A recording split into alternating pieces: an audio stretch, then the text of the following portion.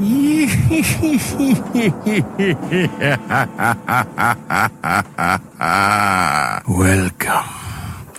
to Biff's Mystery Theater.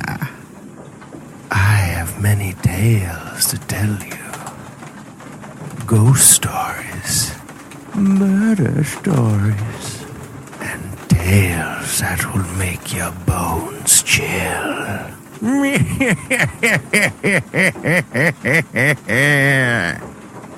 Join me, won't you? For Theater of the Mind, where you always have the best seat in the house.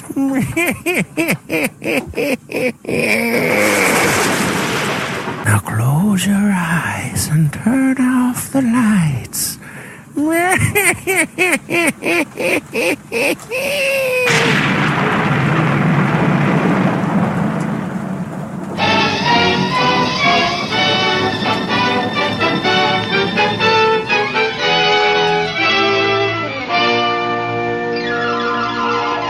The F.W. Fitch Company, makers of those fine Fitch products, presents Dick Powell as Private Investigator Richard Rogue in Rogue's Gallery.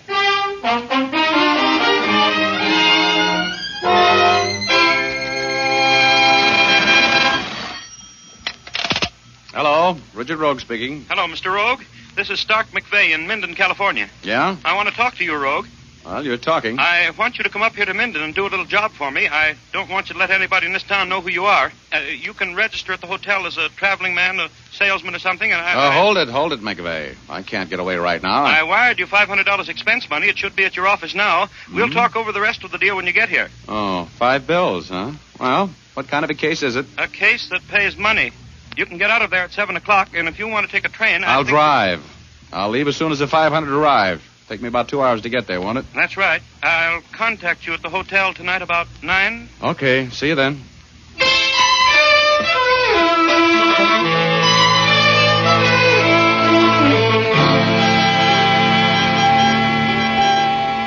boy, get me a paper, will you, please? Carry your bag, sir? Oh, yeah, I want to check in. Here. Thanks. Hey, clerk, Yes? you got a room? Well, I don't No, know. I didn't ask the price, did I? I'll take anything from a broom closet to the bridal suite. Here, buy yourself a box of cigars to smoke while you're thinking it over. Oh, thank you, sir. If you'll just register, I think we can take care of you. Thanks. Have my bag sent up, will you? I'll pick up my key in a minute. Hey, Sonny, got an evening paper? Yes, sir. But all the news isn't in that paper, mister. Believe me. What do you mean? There was a murder in town tonight. Just a little while ago, as a matter of fact. A man was shot. Killed. Dead. All that? Well, Minden is an enterprising community.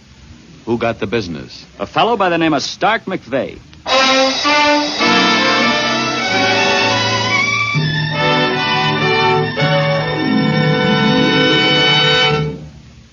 We'll return to our story in just a moment, but first here's Jim Doyle to give you some smooth talk on a smooth subject. Yes, smooth is the word for it, Dick. That describes Fitch's No Brush shaving cream to a T. For it has a rich, creamy consistency that spreads over your face like a cool April breeze. There's nothing heavy or greasy about Fitch's No Brush, yet it does a man-sized job when it comes to wilting a tough beard. You see, Fitch's No Brush is a blend of 3 important shaving ingredients. These are balanced in such a way that you get efficiency in softening whiskers, plus a skin conditioning action that protects your skin from irritation. Yes, they all add up to a shave that's really solid comfort. You men who say there's nothing like lather for a swell, smooth shave will like Fitch's Brush Cream. It gives lots of dense lather that stays moist all during the shave and rinses off easily. It, too, contains the special skin conditioner for sensitive skins. Both Fitch's Brush and Fitch's No Brush shaving cream come in handy jars, big 25 and 50-cent sizes. For smoother, happier shaves, switch to Fitch. And now we return you to Dick Powell as Private Investigator Richard Rogue in Rogue's Gallery.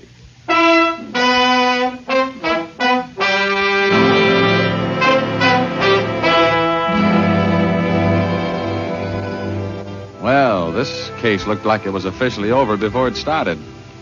The man I was working for had just been killed. I found that out while I was registering in Minden's only hotel with running water. A bellboy gave me the news, and while I was just standing there with my mouth hanging open, a big, beefy guy eased up to me and said, "You're Richard Rogue, aren't you?" "Oh, my name's Richard." "Yeah, I know you're Rogue. I've seen your picture in the paper too often to be mistaken. I want to talk to you." "Why?" "Because I'm chief of police in this town." Oh, well, you just want to have a social talk, huh? "Yeah, about a murder. Come on, Rogue, let's retire to the bar and play questions and answers." "What about?" "About what you're doing in town, among other things. Come on, get moving, big shot."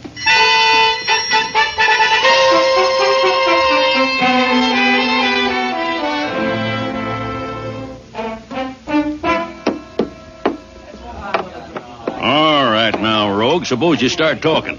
What are you doing in Minden under the name of Richard? "Hey, bartender, you put too much sugar in this old-fashioned." Oh, so you think I like to hear myself talk? I said, what are you doing here? "I'm on a vacation." Does a man named Stark McVeigh always finance your vacations? McVeigh.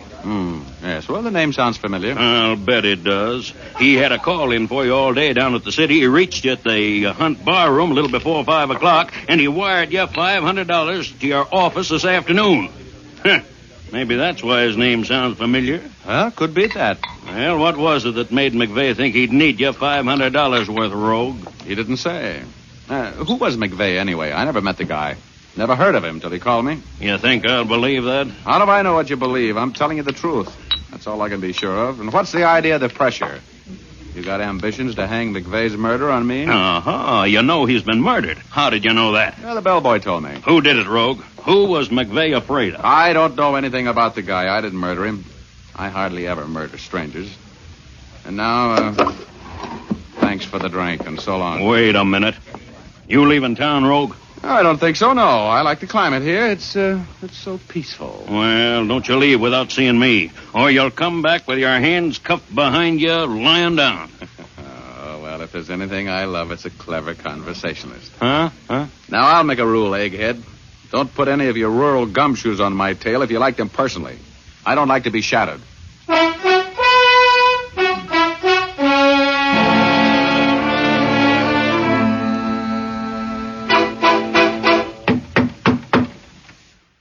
Come in. Here's your ice water, Mr. Rogue. The name is Richard. Skip it. I heard you talking to Chief Reese. I know who you were anyway. Oh, well, you're a smart lad, huh? Did you know Stark McVeigh? Sure. He used to be around here quite a bit. In the bar. What was his racket? What did he do for a living? How long had he been living here in Minden? Nobody knows where he made his money. He didn't work since he moved here about 2 years ago. Retired, I guess. That's what everybody thought. Always seemed to have plenty of money. Oh, he did, huh?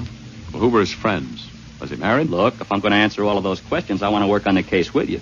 You need somebody who knows the town. Now, I'm an ex-GI. I work with intelligence. I can be a big help to you. Okay. Okay, you're working. Now, was McVeigh married? No. Didn't run around with women much either. I mean, here. Some blonde came down to see him once in a while. Drove a Cadillac convertible. Looked like a movie star. Did McVeigh make many trips? Was he out of town much? He traveled quite a bit. Did he have any enemies in town? Nobody knew him well enough to hate him. He was a kind of a stranger, Mr. Rogue. Nobody got to know him very well. He live alone? Yeah.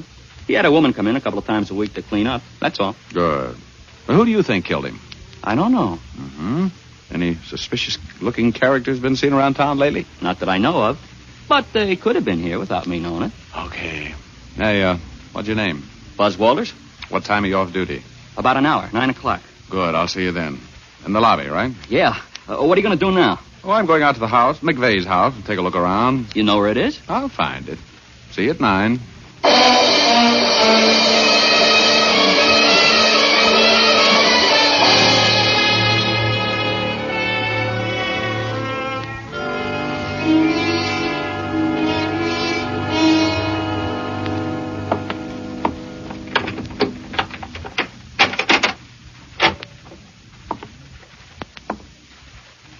Who is it? Turn on the lights. Who is it? Is that you, Hank? Yeah. Turn on the lights. Hey, you're not Hank. Who are you? What are you doing here? Will you turn on the lights so we can talk this thing over, Junior? Oh, you're the guy who bumped McVeigh, huh? Okay, Junior. Stand right where you are. And let you shoot at me? That doesn't sound practical. I've got my gun out now. How about taking another shot so I can spot you? Who are you? The law? Oh! Okay, Junior. Throw that gun away. Oh, don't shoot anymore. You hit me. Let me hear that gun hit the wall. Throw it. Okay. Now, maybe we can talk. Keep your hands down to your sides. Look, I'm shot.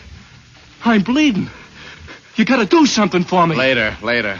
First, Junior, you're going to answer some questions. Hey. Did I startle you? Huh? Just hold that pose. Who is this guy, Shorty? I don't know. He came in here and I thought it was you. I took a shot at him but he got me. Yeah, I see. Well? You better get somebody to take care of your friend here. He's got a bad chest Don't wound. let that worry you. You're going to have worse before long. And we'll start you out like this.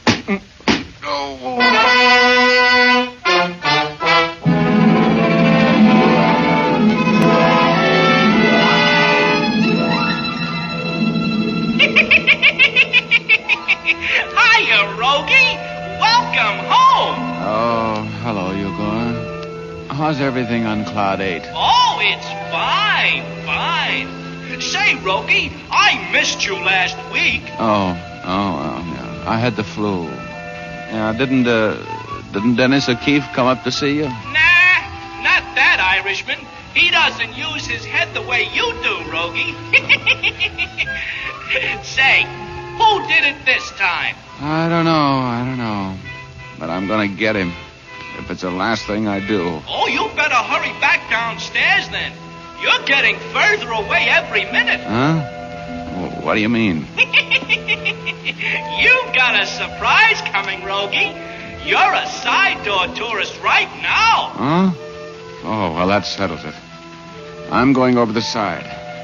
So long, Igor. So long, Rogie.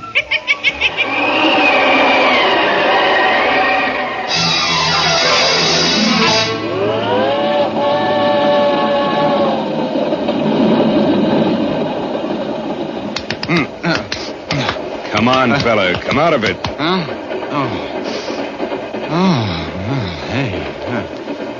Hey, this thing's moving. Sure, friend. It's okay. You're in a freight car. A freight car? Well, Well, it seems somebody wrapped you over the skull and threw you in here. Who? I don't know.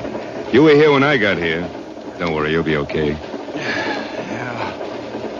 Well, thanks for the first aid. Where are we? Well, about 10 miles out of Minden. This red ball got a hot box and was held up. We're on the big grade going into the mountains. Yeah.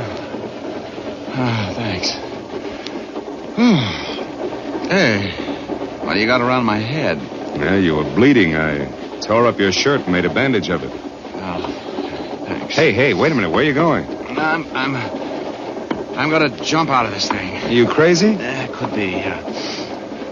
Hey, look. I've still got my wallet. You have? How come you didn't lift it? I didn't think of it. Oh, you're an honest man. Yeah, here's a 20. Thanks. Okay.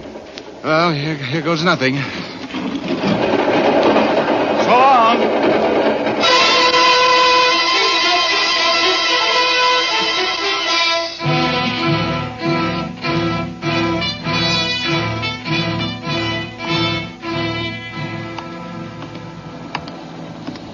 Hey, ride. Hey, driver. Ride. Driver.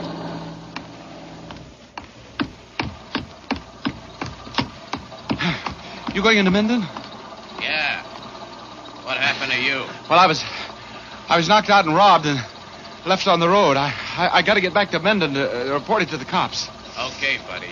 I wouldn't leave anybody out here. But I got a revolver here and don't try any funny stuff. Oh, me? Oh, I don't want to try anything. I just want to get back to Minden. I'll take you into Minden. Get in. Thanks.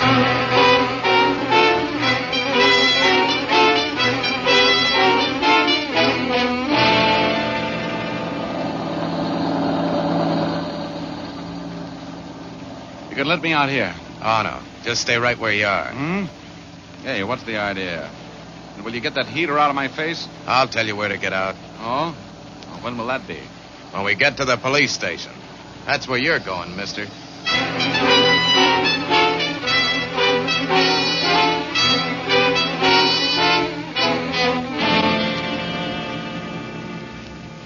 So I brought him in here to the police station, Chief. He looks suspicious to me. Yeah, nice work, Mr. Pollard. We'll take care of him, thanks. I hope I did the right thing. Yeah, you sure did. Thanks for the ride, Mr. Pollard. Goodbye. You just go right ahead, Pollard. I'll see you later. Oh, Chief. Huh? There's no reward, is there? No. So long. Oh, so long. Well? Well, I see you're back, Rogue. I told you you'd get in trouble nosing around in this town. Now, you gonna talk? Well, I haven't much to say, Reese. I went out to McVeigh's house. The door was open. I walked in. Some guy took a shot at me. I shot back. Got him, and while I was trying to find out what it was all about, another guy sneaked up behind me and bent a rod over my head. I woke up in a freight train 10 miles out of town. This Pollard gave me a ride in, and that's the end of the story. Well, how do you figure it? I don't know, but I want to get back out to that house. You coming with me? Well, what do you expect to find out there? We combed the house from one end to the other. Well, there's something going on in your charming little town that needs taken care of, Chief. And how come you don't have men at that house? There was a murder there a few hours ago. Now, don't you tell me my business, Rogue. Something smells. Come on. Let's get out to McVeigh's house. I want to do a little combing myself. Now, you'd better stay in line, Rogue. After all, I'm the chief here, and Yeah. I've read your star. I don't know whether you're a dumb chief or a smart operator. But we're going to McVeigh's house, and we're going to tear it to pieces until I get a lead. Now, come on.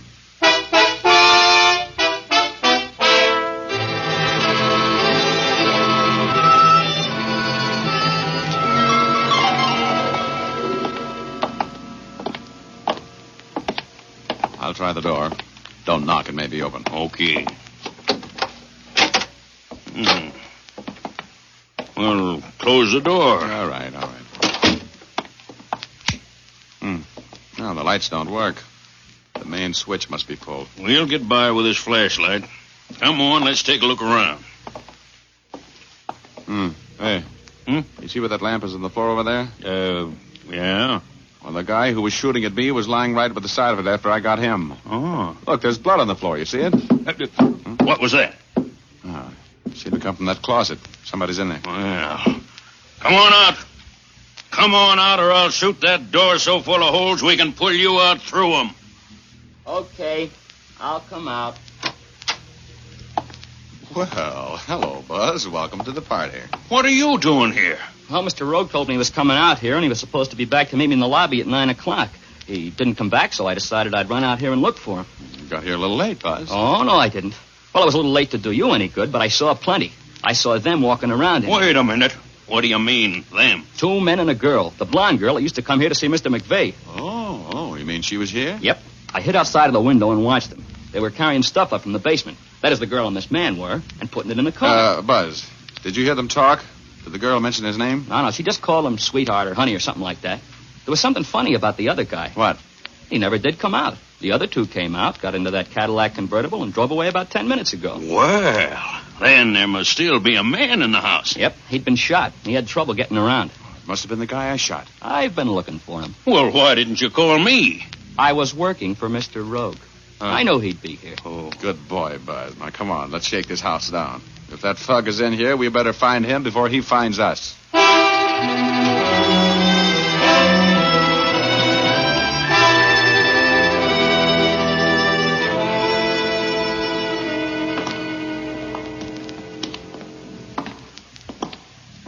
Wow, this is the best-kept basement I ever saw in a bachelor's house, Buzz. How about it?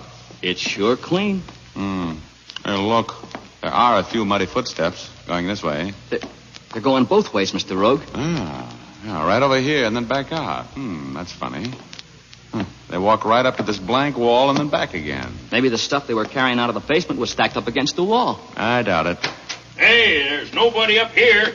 Shook down every room, every closet up here. There's nobody. Well, we're even. There's nobody down here either. I tell you, that guy they called Shorty never came out of the house. I was watching, and I know he didn't. Hey, you're imagining things, kid. People don't just disappear. If he was here, we could see him now, couldn't we? If we could find him. I've got an idea. Yeah? Oh, there must be a hidden door or something in this wall here someplace. Oh, now, wait a minute, Rogue. Okay. So I've been reading too many comic books, but I'm making my guess, and I'm going to see if I'm right. You see these footprints coming over here and going back again? Yeah. That's what it is. Maybe there's a loose tile in the wall or something. Yeah. Listen now. There it is, Reese. You die hard. You hear that? It's hollow in there. Now, come on. Let's figure this thing out. Hey, here is a loose tile. Right here. Huh? Let me see. Yeah. Well, I'll be... Are you sure you're surprised, Sheriff? Why, There's a regular doorknob in there. Yeah, there is. Well, it's locked, but I think I can take care of that. Look out. Now, that ought to do it. Flash your light in there, Reese. Okay. Oh, brother, look at that. Huh? Hey, he's dead.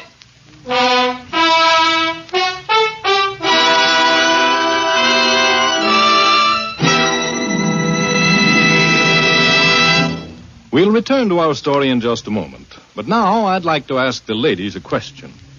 Have you ever had the shampoo blues? The shampoo blues, of course, is that dejected feeling you get when your hair becomes dry and unmanageable after a shampoo. If that's been your experience, then here's a way to beat those blues. Try Fitch's saponified coconut oil shampoo. Use this clear golden liquid shampoo as often as you like. It will never leave your hair dry or difficult to manage. That's because Fitch's saponified shampoo is made from pure natural oils. Just a little makes oceans of cleansing lather. Rinses out easily, too, for Fitch's saponified shampoo contains its own patented rinsing agent. It leaves your hair soft, lustrous, and easy to manage even right after you shampoo it. Yes, you can always use Fitch's saponified shampoo with complete confidence and freedom from the shampoo blues. So use it regularly. Buy an economical bottle at your drug or toilet goods counter, or ask for a professional application at your beauty shop.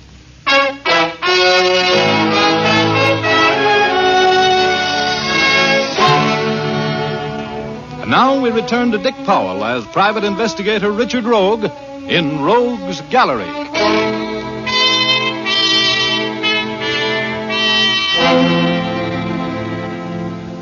Well, you could have knocked me down with an atom bomb when we opened that secret door in the basement of McVeigh's house and saw what was inside. It was an air-conditioned room with fluorescent lighting and strictly occupational furniture. And sitting at the table in a swivel chair was the body of the man named Shorty. Buzz, the bellboy, said. Hey, he's dead. Yeah, they let him have one. Right through the temple. Good Lord. 2 murders in one day in Minden. That'll put the place on the map, won't it? I wonder why they killed him. Well, it looks pretty simple to me. I got him through the chest when he shot at me, and a wounded man is kind of a handicap to a mob that's trying to make a getaway with a set of counterfeit plates. Counterfeit? Is that what they were doing? Yeah. This place is one of the best equipped engraving shops I've ever been in. You knew that right away, didn't you, Reese? Oh, sure. Right there. That's what McVeigh's racket was, huh? Yeah. Come on, let's take a look around. Here. Look here. What did you find? Exhibit A. A whole stack of $10 bills. Let me see. Yeah. All with the same serial numbers. Oh, there's phonies, the coarse girl's accent. Well, Reese, let's get back to town and get some post-mortem fingerprints off your late pal, McVeigh.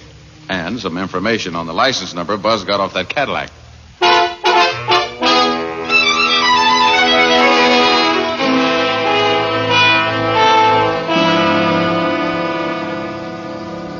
Do you think we'll get him, Mr. Rogue? Oh, we're a lead pipe cinch, Buzz. You know, if you hadn't been sharp enough to jot down that license number, we'd have been out of luck. Even Reese can trace that. Yeah, think it could use a guy like me. Regular, Mr. Rogue? Oh, well, I'm sorry, kid. I'm a lone wolf. But you'll make some dough out of this case. You can bet your shirt there's a reward out for this mob, and we'll split it. Oh. You know, Junior, if you hadn't been around that house and seen those 2 drive away without Shorty, this crime may have never been solved. That's right, I guess. nobody would ever have looked for the secret room. You know, I've always wanted to be a detective. Well, Rogie, the Department of Motor Vehicles says this is the address that car's registered to. Miss Sylvia Adams, 1924 Euclid Avenue in Los Angeles. Well, that makes it my meat, Reese. Oh, yeah. Come on, Buzz. You want to drive to L.A. with me? Sure, Mr. Rogue. I want to be in at the kill on this case.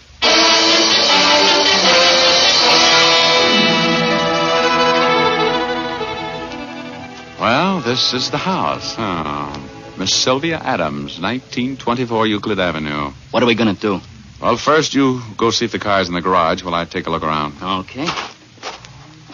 Hey, Buzz. Shh, come here. Wait a minute. Yeah? Hey, look in that window out there. Mm-hmm. That man. He's the one who knocked me out. Oh, is that the man and the blonde woman you saw leaving McVeigh's house? Yep. That's them. Looks like they're having a beef. That's good.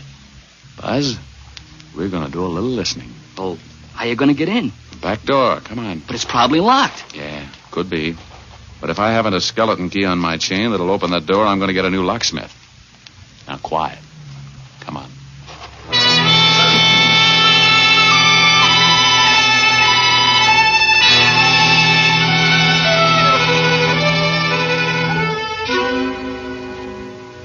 You didn't have to kill them both, Hank. You're a trigger-happy fool. Will you stop harping on that? They're dead. That's all there is to it. We're rid of them, and we got the counterfeit plates. We got no more troubles, baby. From now on, it's you and me. It is?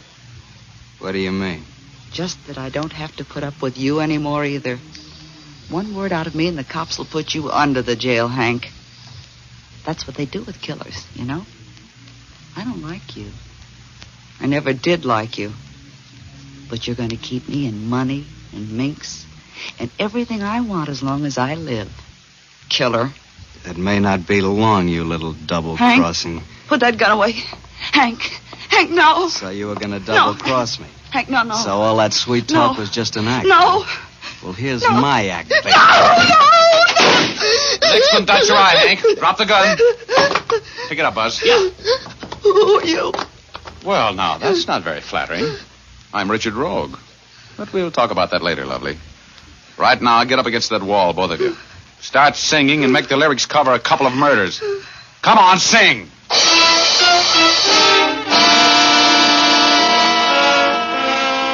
Well, that was the end of that story. It all happened over a woman. Almost everything does. When I got through chatting with Sylvia, I had the whole story. McVeigh and Hank had a sweet little counterfeiting deal all set up and running smoothly. McVeigh, a master engraver, made the plates and hand-printed them in his shop in Minden. Hank wholesaled the stuff. Everything was just too divine. Until Hank moved in on McVeigh's girl, Sylvia, and got caught at it. McVeigh wanted to hire me to front for him in exposing Hank as a counterfeiter, and that's what started all of the excitement and the murders. We found the counterfeiting plate in Sylvia's Cadillac, and I collected $5,000 reward for cracking the case. I split it with Buzz. He was a happy kid. Yes, well, as I've always said, cherchez la femme, to coin a phrase. It means find the woman. And by the way, if you have any luck, cherchez one for me, too, will you? I'm feeling much better and not doing a thing tonight. You know what I mean.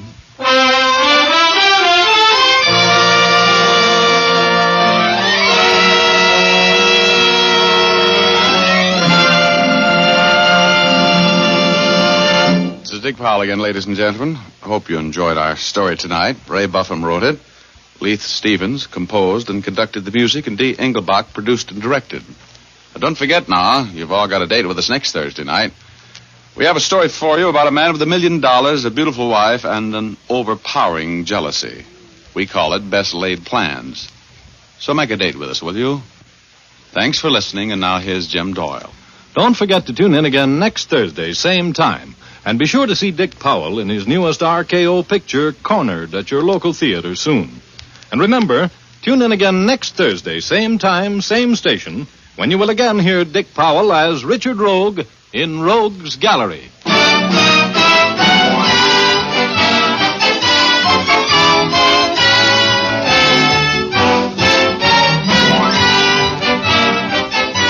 Remember, if dandruff is your problem, ask for Fitch's Dandruff Remover Shampoo. It's the only shampoo made whose guarantee to remove dandruff is backed by one of the world's largest insurance firms.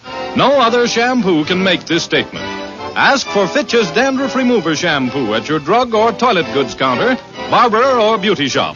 Fitch is spelled F-I-T-C-H.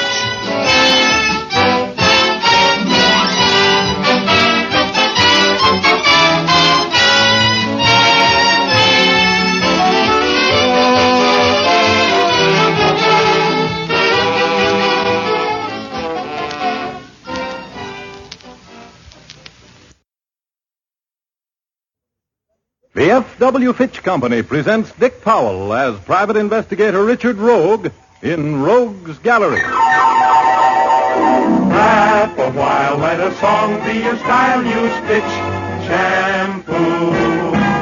Don't despair, use your head, save your hair, use Fitch shampoo. The F.W. Fitch Company, makers of Fitch's saponified coconut oil shampoo and Fitch's shaving creams, presents Dick Powell as Private Investigator Richard Rogue in Rogue's Gallery.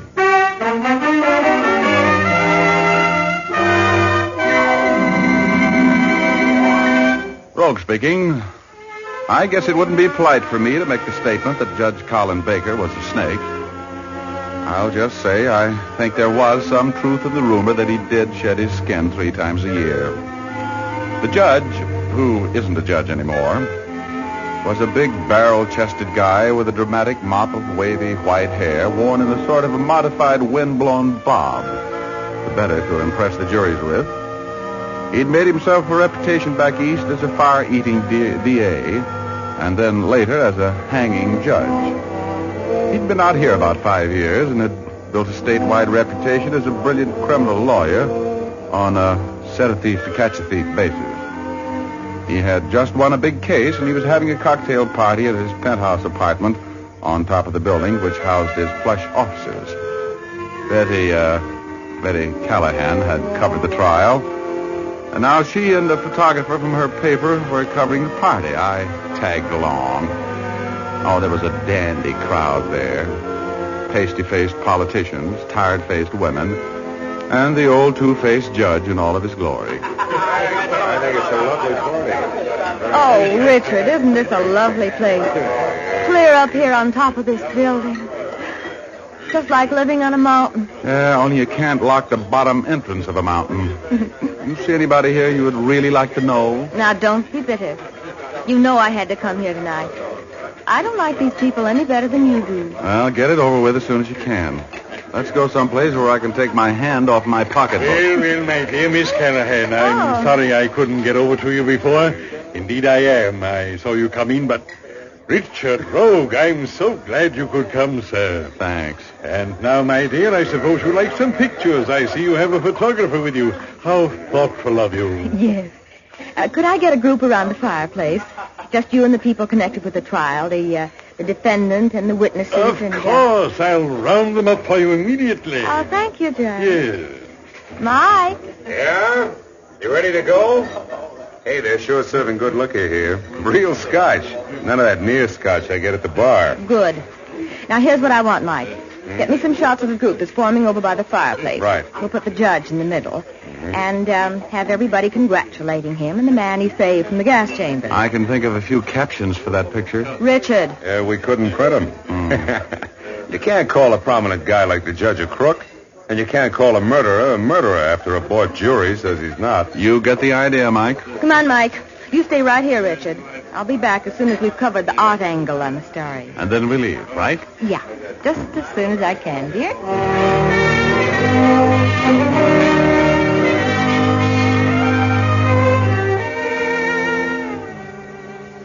I wandered around in the crowd and listened in to scraps of conversations. Jim Dorset, an oily politician on the judge's payroll, was talking with a Mary Miller. Mary is a self-made wealthy widow whom the judge had defended after she'd poisoned her husband.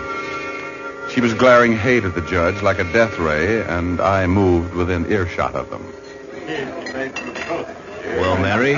You enjoying yourself at this testimonial to our friend's genius? I'd rather be at his wake. I'd enjoy my cocktails more. You can count me in on that, too.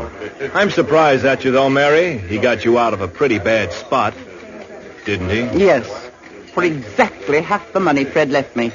I didn't kill Fred, you know. I was innocent. Oh, sure. Well, here's to meeting you again soon at his wake. Happy little gathering. The laughter, which was bouncing off the high ceiling, had all the gay spontaneity of an open grave. But everybody was getting along with the judge. He was a big man. He had lots of money, lots of power. In a way, I couldn't help admiring the old boy, posing over by the immense fireplace, tossing that snowy mane of his about, and filling the rooms with his deep-throated laughter. Betty finally got all of the pictures she wanted and came glaring over to me. I got a little lump in my throat like I always do when I see Betty. Oh, if Mark Antony could have seen her, Cleopatra would have been in the second barge, rowing.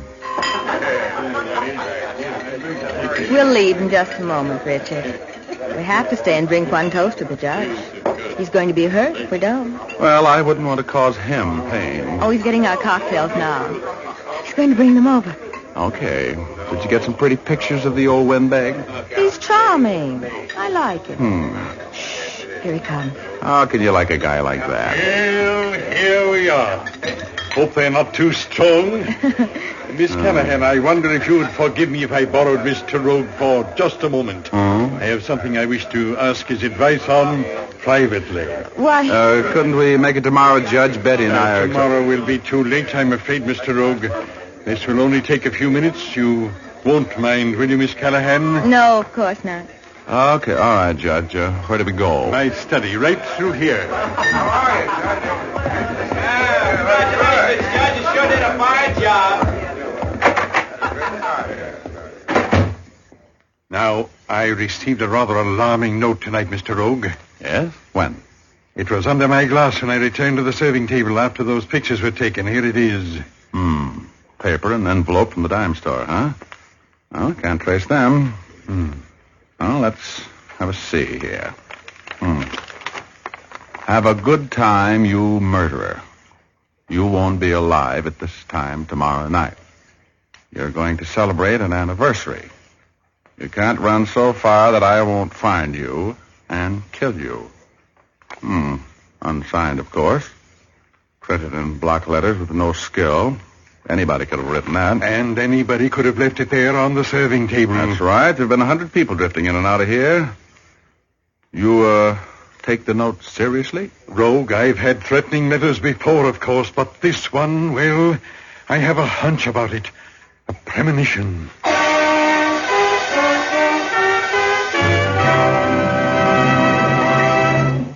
We'll return to our story in just a moment. First, when it comes to good grooming, your mirror can't tell you everything. It can't tell you how much clean, fragrant hair adds to that indefinable something called charm. Don't take chances on detracting from your loveliness.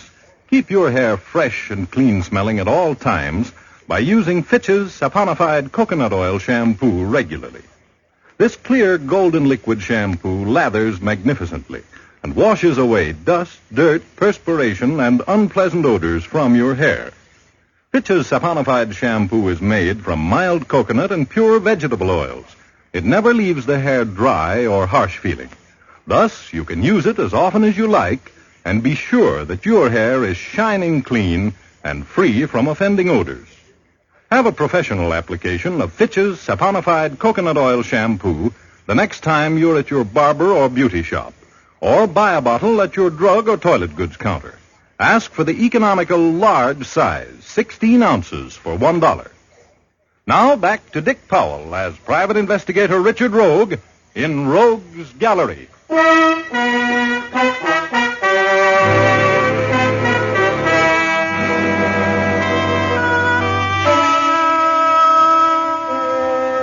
I didn't want to go to the party in the first place. But I wanted to be with Betty Callahan, and she had to be there. It was a victory cocktail party which Judge Colin Baker was throwing to celebrate the fact that he'd cleared another guilty murderer. I wasn't particularly happy when the judge took me in his study and showed me a note threatening him with death within the next 24 hours. In fact, I didn't pay much attention until I looked at the judge's face. He was scared. Rogue, I've had threatening letters before, but this one, well, I have a hunch about it, a premonition. Oh, what are you going to do about it? The safest place in the world for me to stay is right here in this penthouse, and I want you to stay with me, Rogue. Me? I'll pay you well for your time, and... What's well? I'll give you $500 if you'll stay with me for the next 24 hours, Mr. Rogue. Oh, 500 clams, huh? Well, Judge, that makes it very interesting. You'll accept the assignment, then? Like a flash. Just let me explain it to Betty Callahan. I was supposed to take her out tonight. Very well. I'm sure Miss Callahan will understand when you tell her about the fee. I need you, Mr. Rogue.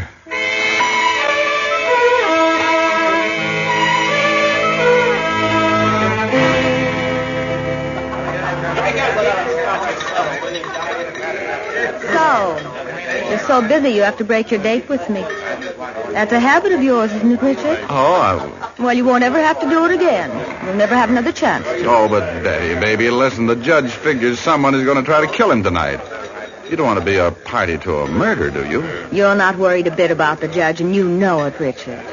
You're thinking of that $500. Well, is that bad? 5 bills will buy a lot of entertainment. You can have a lot of joy on $500. Don't knock it. Don't sneer at it. Well, I suppose I might just as well get Mike to take me home. I should have known that you'd get a better offer. You always do. Mike! Yes, Miss Callahan? Miss Callahan, I'm afraid I owe you an apology. Oh, no, Judge. I can't very well blame you. If my friend Richard is so crazy about that money. Judge, I got word for you.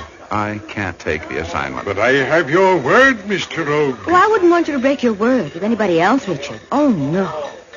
Are you ready, Mike? You can shove off, Mike, and I'm taking Miss Callahan home. Well, okay by me. I'm really sorry, Judge, but... Now, look, you two youngsters, there's no point in having a disagreement over this. Why don't you just stay here until the rest of the guests leave? They're beginning to leave now. Then, Mr. Rogue, you can take Miss Callahan home and come back. That would leave you alone for about an hour. There's only one entrance to this place. That's my private elevator. I'll give you the key. You can lock it as you leave. No one can possibly get up here. Oh, I don't want to cause all that trouble. Oh, it'll only be a little while, baby. I hope you'll do this favor for me, Miss Callahan. I need Mr. Rogue's moral support tonight.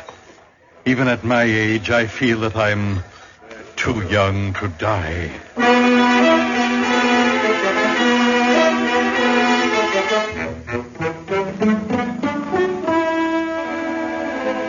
Betty and I hung around for another hour until all the guests either walked or were helped from the cocktail party.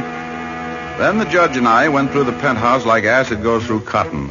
We looked under everything that was raised from the floor and behind everything that stood a foot high.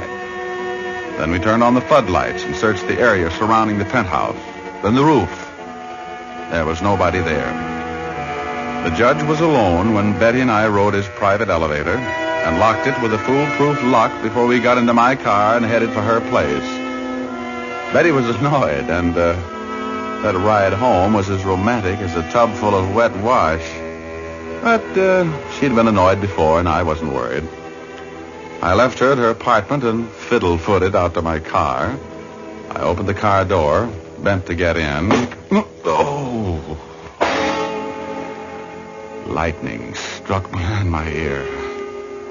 I heard the thunderbolts rocketing past and latched onto one. For a wild ride through the firmament. Stars kept exploding in my face, but I hung on until I saw my home away from home. Oh, good old Cloud 8. I let go, dropped an eon or two, and landed as softly as a smoke ring. I didn't open my eyes for a moment. Chiefy, wake up! You're home! Oh, hello, Igor. I didn't think you were ever going to get here, Rogie. I was worried. Where Where have I been? I saw you go by here a couple of centuries ago. You went right past. I saw you way upstairs knocking at the pearly gates. But they wouldn't let you in. Igor, this isn't... Oh, tell me that this isn't... Oh, no, Chiefy. You're way north of there, and you're alive. Oh, I'm glad to know that. What happened? Somebody knocked you out of the plot, Rogie, and then you went for an automobile ride, and then... Oh, I gotta get out of here. Oh, yes, you do. You've been gone a long time. An old friend of yours is trying to get through to you. You know what time it is, Rogie? No. It's 9:30, Ack Emmett. Over you go, Chiefy. All right, Igor. Give me a shove. So long, Chiefy. See you next week.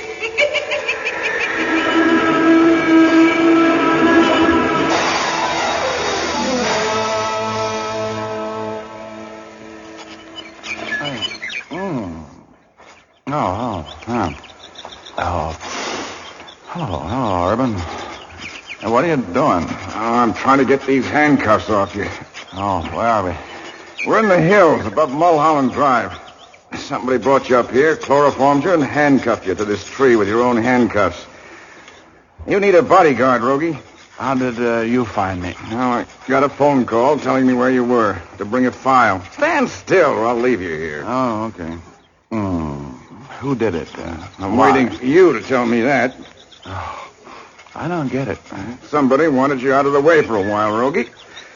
Now, do you want to tell me what you're mixed up in? I wasn't on a case, and Ooh, careful. Oh! There. Now, you'll have to get a new chain for your bracelets, but anyway, you're unharnessed from that tree. Look, Urban, I was supposed to be bodyguarding Judge Colin Baker last night. Bodyguarding that crook? Why? Well, he got a death threat and a note found on the serving table during a cocktail party. Go on. Yeah, somebody promised to kill him within 24 hours. What'd you leave him for? I took Betty Callahan home. Somebody must have followed me when I left the judge's penthouse. They knocked me out as I left Betty. Oh, maybe we'd better check on the judge's health. Maybe that note wasn't kidding. How do you feel? Woozy. You can hang your head out the window on the way back. We'd better see whether your client needs a bodyguard or an undertaker. My head was full of feathers and my hands felt heavy on my arms. My mouth was lined with brown blotting paper and my shoes were full of lead. I wasn't feeling very well as I got in Urban's official sedan and headed for the penthouse where I'd left Judge Colin Baker. My head ached like a broken heart until I took a couple of pills from Urban's first aid kit. And by the time we pulled up in front of the office building, I felt like I had a chance at living if I wanted to, and I decided I wanted to. The private penthouse elevator was still locked, just as I'd left it, and that made me glad. We entered it.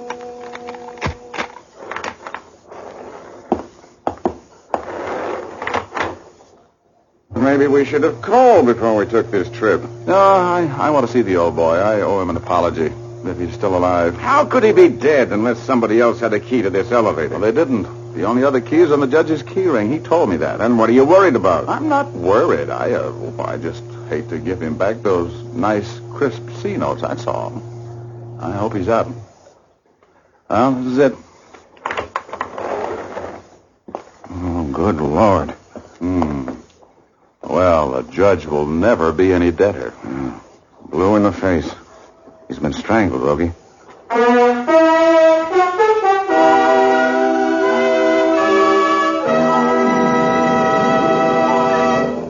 We'll continue our story in just a moment. First, a word to the ladies. It's long been acknowledged that fragrance and charm go hand in hand. But unpleasant hair and scalp odors can banish charm in a hurry. By using Fitch's saponified coconut oil shampoo regularly, you can keep your hair flower fresh and fragrant. That's because Fitch's saponified shampoo makes billows of fragrant lather. Lather that floats away dirt, oily film, and displeasing odors from the hair. Then the lather rinses away easily and completely. You see, Fitch's saponified coconut oil shampoo contains its own special patented rinsing agent. This rinsing agent works right with the plain rinse water to assure you that your hair will be sparkling, radiant with all its natural color highlights.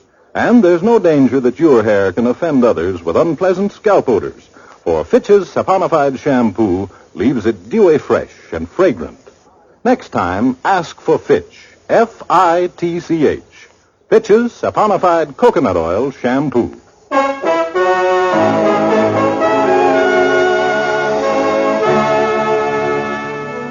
Now back to Dick Powell as Private Investigator Richard Rogue in Rogue's Gallery.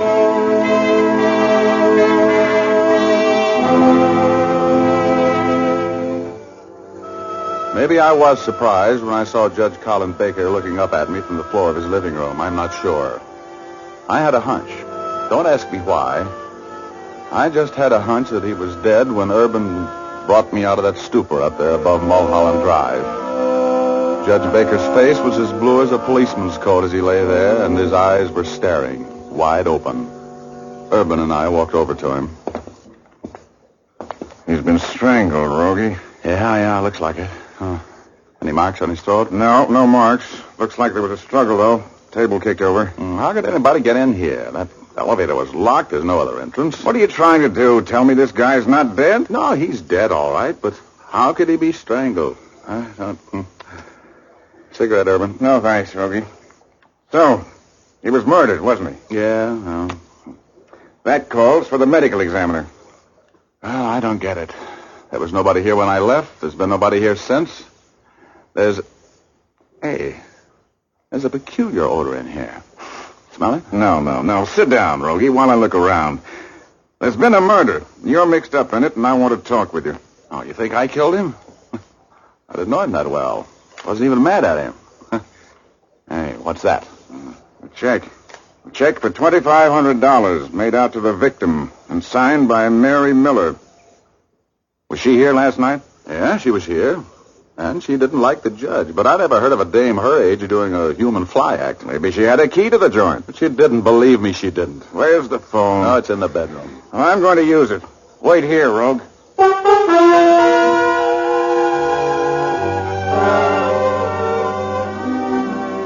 There was a peculiar odor in that room, a faintly familiar odor, but I couldn't place it. My poor old beat-up mind was whirling a million revolutions a minute and getting no place. And then I remembered the note the judge received. It had mentioned an anniversary. So I decided not to wait. Instead, I took that long elevator ride and grabbed a cab for the library. May I help you? Oh, yes, I want to see the files on the Gotham City newspapers for the last 10 years. All right, sir. It's going to take me some time to get them out of the storeroom. Any specific dates? Yes, I would like to see copies of the editions 5, 6, 7, 8, 9, and 10 years ago today. All right, sir. If you'll just have a chair. You sure you'll feel all right? You look ill. Oh, I always look like this, thank you. Just get me the papers, please. They're mighty important. Confidentially, I think they're going to solve a murder.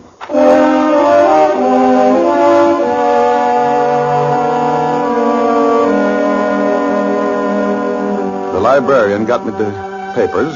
I went to work on them. Gotham City was the city where Judge Colin Baker had made his reputation as a hanging judge.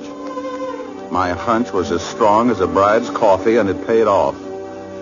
In the issue for 7 years ago that day, I found the name of Judge Colin Baker on the front page. A man he had sentenced to the chair for murder had been executed, screaming his innocence. Within an hour after the electricity had torn through the body of this man, Harold Michaels, the real killer had confessed. And this was the anniversary of that legal murder. I called Betty Callahan at her paper. She wasn't there. She was covering the police investigation of Judge Baker's murder. I took a cab back to the judge's penthouse.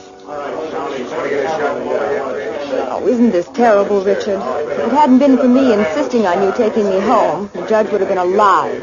Or I would have been dead. Where have you been, Rogie? I told you to stay here. I've been out doing your work for you, Urban. I got the motive for this murder. You have, Richard? Now, what did the medical examiner have to say, Irwin? Oh, you know the doc. He just did a little muttering about cyanide. Won't give any official opinion until he's had a chance to analyze the contents of the body. What's your theory on the motive? Well, Hey, Betty, where are you going? I'm with the working press. Mike and I are going to get some pictures. All right. I can hear that massive intellect of yours ticking, Rogie. And I recognize that far-away look in your eyes. Now, what goes? Don't stand there like a dummy. If you've got any theories, let me in on them. Cyanide, huh? Look, Urban, this place is air-conditioned, isn't it? The penthouse is. The building isn't. Yeah? I'll be back in a minute. Hey, where are you going? I'll be back in a minute. I want to check that theory of mine.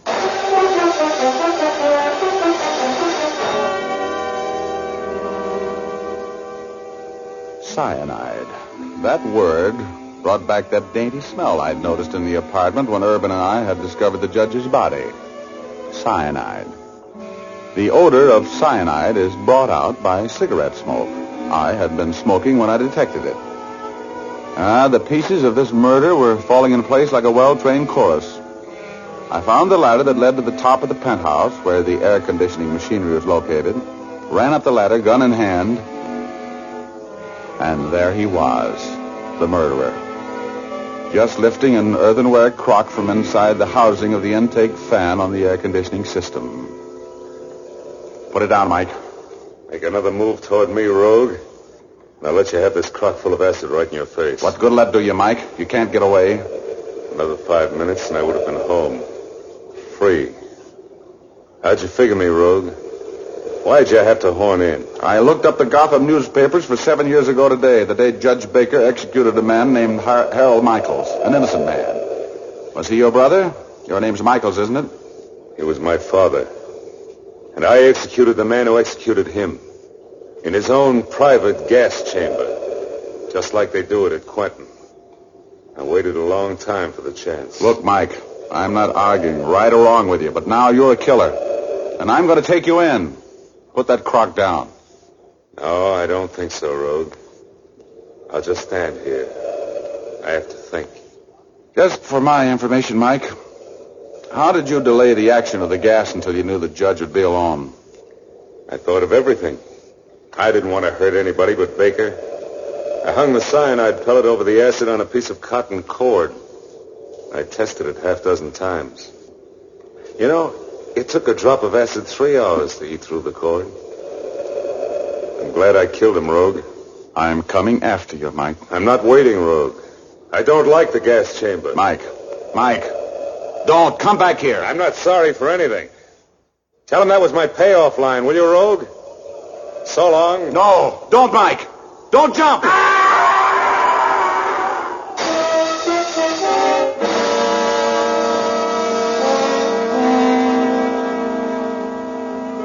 Mike's plan for murdering the man who'd caused his father's execution was as near perfect as any murder will ever be. While the guests were having whoopee at the cocktail party, he put that jar of acid in the air conditioning intake, hung the cyanide pellet over it, and was back at the party, leaving that note before anybody missed him. When he found that I was going to return to spend the night with the judge, he had to knock me out, get me out of the way for at least 5 hours. 3 hours before the cyanide fell into its acid bath, and 2 more hours which it took for the air conditioning system to completely change the air in the penthouse. Oh, it's clever, I thought. It looks like I did it again. Had a narrow escape, though, but that didn't bother me. I drive every day in the Los Angeles traffic. You know what I mean?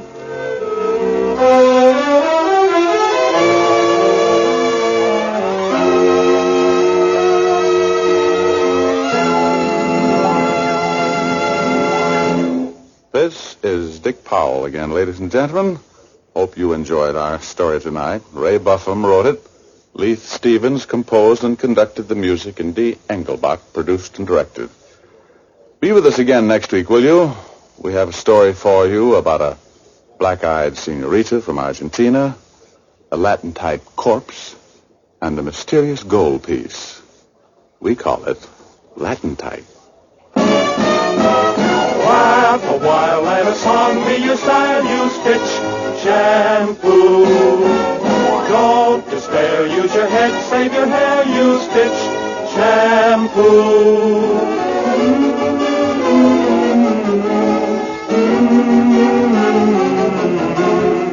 Laugh a while, let a song be your style. Use Fitch shampoo.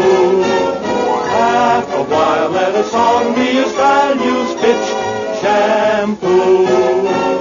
Don't despair, use your head, save your hair. Use Fitch shampoo. After and between Fitch shampoos, you can keep your hair shining and manageable by using a few...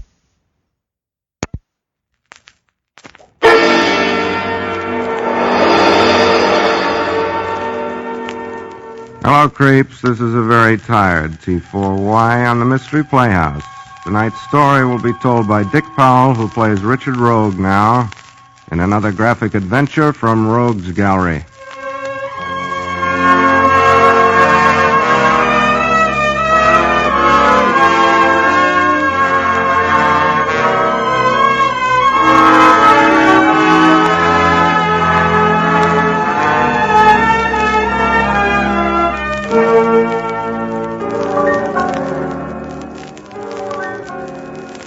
When I got on this rattler for my trip to Central City, I was not exactly a joy boy. I hate riding on trains. But a couple of hours later, I'm a happy chappy.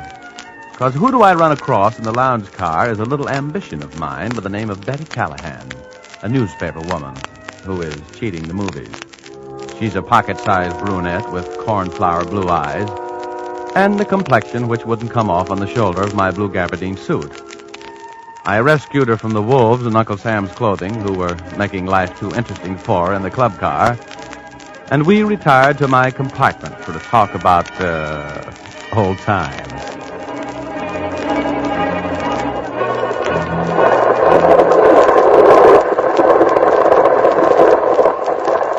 Nice little place you have here, Richard. A guy can get pretty lonesome in a place like this, you know, Betty. Get that gleam out of your eye, Richard. I'm perfectly comfortable right where I am. Oh, all right, all right. I just thought maybe you'd like to sit here with me and look out of the window. You're so thoughtful. You haven't even told me where you're going. Did things finally get too hot for you at home? Please. I'm going to Central City, baby, for the same reason you are. The Charlie Miller trial. Don't tell me you've learned to write. Very funny. I'm an expert witness, and I've got a briefcase full of research here. That's going to make the DA very happy. Come a little closer. Oh, all right. What do you think? Is Charlie going to get the works? Oh, let's not talk about Charlie. Let's talk about me. Don't you ever get tired of that subject? No, it fascinates me. Come on, what are you sitting clear over there for? You like it here. Why? Did your mother ever tell you anything? About fellows like you? Plenty. Why don't you drop that front page character, Angel? We've known each other for a long time. Stop pulling. Well, I was just trying to... Well, stop trying. How can you be so mean to me? Ever since the first time I saw you, Betty, I've been stuck on you. No kidding. Oh, Richard. Did anybody ever believe that line? Once in a while. You know something's going to happen to you in just a minute, baby. Will I like it? Let's find out. Quiet. Oh, brother. What's the idea, lady? This is a private compartment. Please, I'm sorry to intrude. Who is this girl, Richard? I never saw her before. Who are you? I had to come in here. My life is in danger. Well, offhand, lady, I don't think you improved your situation any breaking in here when you did. Oh, why does everything have to happen to me? Why don't you buy a ticket, Latin Pipe, and then you wouldn't have to play hide and seek with the conductor? I had to come in here. I'm hiding. There's a man on this train who has designs on my life. Yes. What Bernhardt could have done with that line. You don't believe me? That's right. Now scram. Oh, don't answer it. Please. It's him. The guy with the design? I want to take a gander, Jim. Oh, no. I'll answer it myself. I want to talk to you a minute, Diane. It's impossible, Frick. There's nothing more to say. I think maybe you'd better. I know where you're going, Diane, and I know what you've got. Now, do you want to come out here? All right. I'll be with you in a minute. I'll be waiting. Want me to take care of that punk for you? You stay out of this, Richard. Please. Will you keep this briefcase for me? Don't let anyone touch it. Please. Well, next time, why don't you get a drawing room with a revolving door, Richard? Oh, shut up. You know, I'm kind of worried about that girl. I'm going to feel pretty silly if she comes up dead.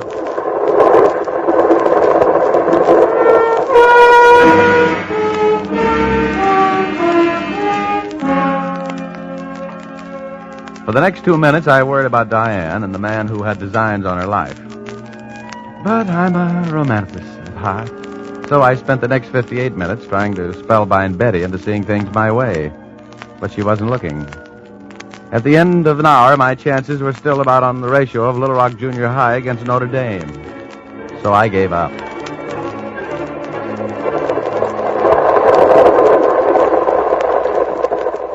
Well, it's been an hour since our visitor checked out. What do you think, Richard? The dame's either as goofy as a cub outfielder or she's really in a jam. If you're pulling me, I'll put my X on the first stanza. Let's take a look in that briefcase she left behind. Hey, wait a minute, honey.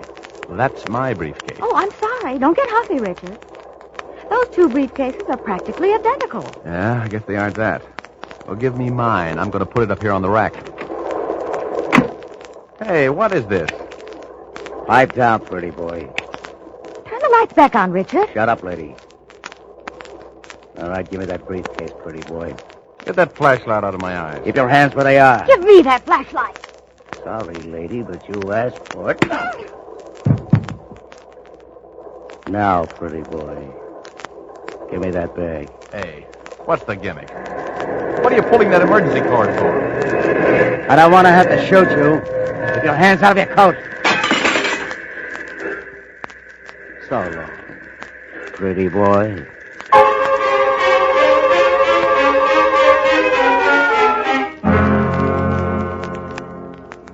As he pulled the cord, I could see the gleam of a gun in this character's fist, and I didn't want any samples of his marksmanship. But I could hear Betty groaning on the floor at my feet, and all of a sudden I felt that I had to get him before he jumped out of that window he'd knocked out with the butt of his pistol. I made a dive for him, expecting to stop a little lead. When I got where he'd been, he wasn't there. He was behind me. I knew that when I heard the flashlight whizzing through the air. It connected expertly right behind my ear. And there I went again into the land of Nod, which is practically my home away from home. Everything was very quiet for a while, and I slept peacefully.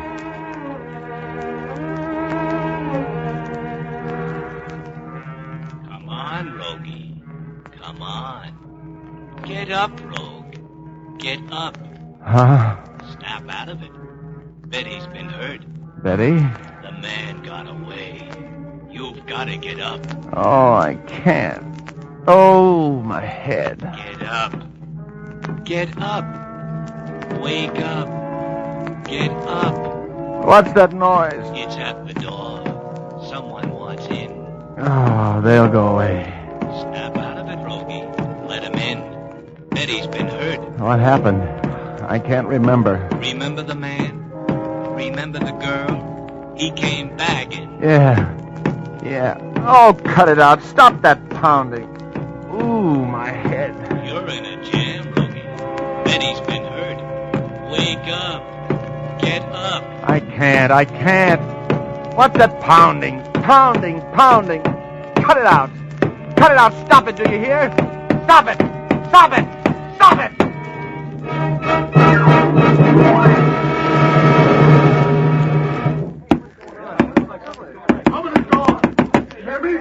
Open the door. Okay. Betty. Oh, Betty, you poor kid. Hello in there. Hello. I'm coming. Just keep your shirt on. I demand an explanation of what's been going on in here. Come on. Help me bring this girl out of it. The window broken. Do you know what that does to the air conditioning in this car? Well, a man got out of that window while the train was stopped. Who pulled the emergency cord? This guy. He came in here waving a gun around, took a briefcase that some dame had left here, stopped the train, and knocked our brains out. I just came to, and he's gone. So let's face it, conductor, he must have jumped out the window. Yes. And what happened to the young lady who left the briefcase here in your compartment? I don't know. Who was she? I never saw her before. Oh, you okay, baby? Oh, sure.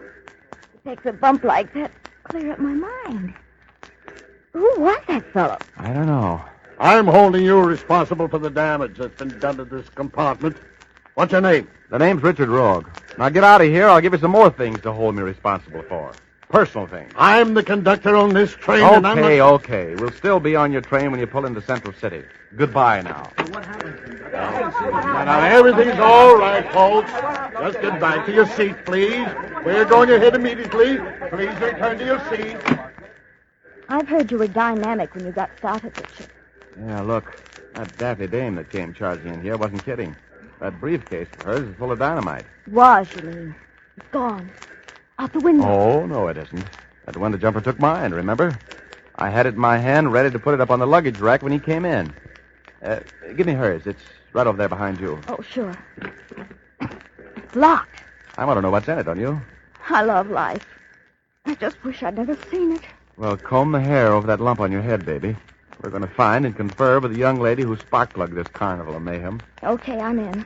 I owe that brunette a little something. Let's go talk to her.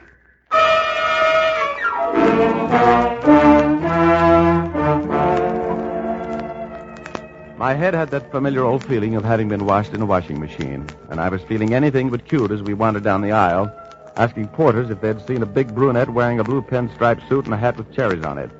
That was Diane, you know. Finally, in car 73, the porter recognized the description and told us that the lady was in drawing room A. Naturally, the conductor came along about this time. His glares bounced off that haze of pain that surrounded me like ricocheting bullets. He went with us, under protest, to drawing room A.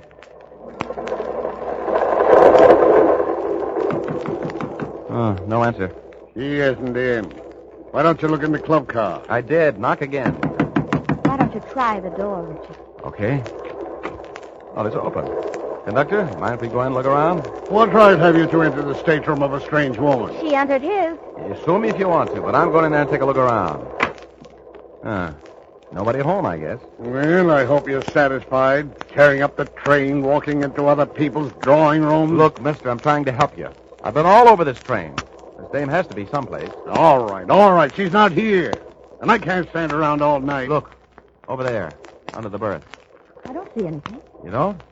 Come here, conductor. What do you think that is? Red ink? Why? That's blood. Wait, I'll pull these blankets back. Oh, I'm getting out of here. Are you convinced now that something's happened to that girl? Yes, I suppose so. Well, she must be in here someplace. Open the door to that wardrobe. Oh, Richard. Steady, Betty. Here. Help me move her up on the berth. No. Leave her right where she is. The cops won't want her moved. Oh, that knife in her throat. She's dead.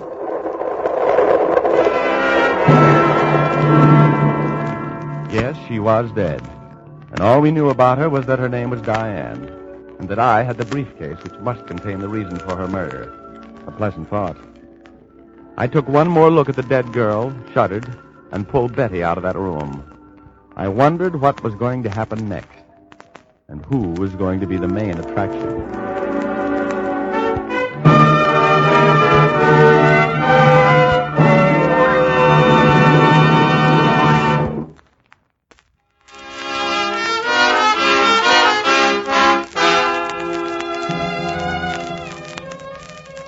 I must have been born under a police star. No matter what I start out to do, I end up in more trouble than a jitterbug at a square dance. Me? I start out to be an expert witness, and I wind up in the sheriff's office in Central City trying to explain a murder. Betty was enjoying every minute of this comedy of terrors, being a news hawk. She was jumping with enthusiasm and theories, the sheriff was jumping with importance, and I was just jumping. I don't like murder unless there's a profit in it for me. Sit down, Rogue. You shouldn't be so nervous. Well, we should be getting a report of that murdered woman, shouldn't we, Sheriff?